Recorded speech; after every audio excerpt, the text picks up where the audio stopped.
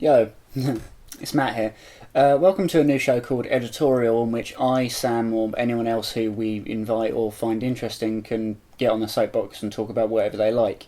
So, as a kick-off, let's talk about satire.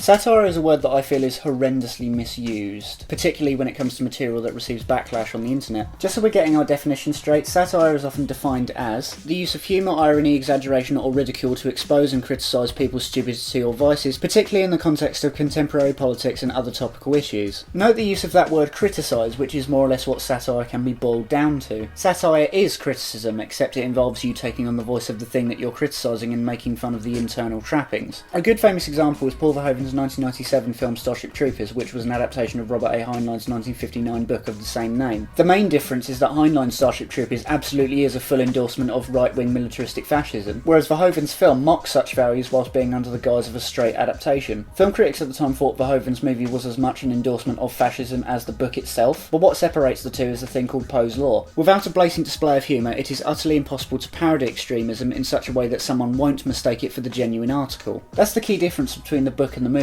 because whilst the movie is more or less a direct adaptation of the book, Verhoeven's film is very quietly funny. In fact, it's really funny, but in just a very subtle way. Essentially, Poes Law lays down the rules of what technically should constitute satire. See, satire is really, really hard.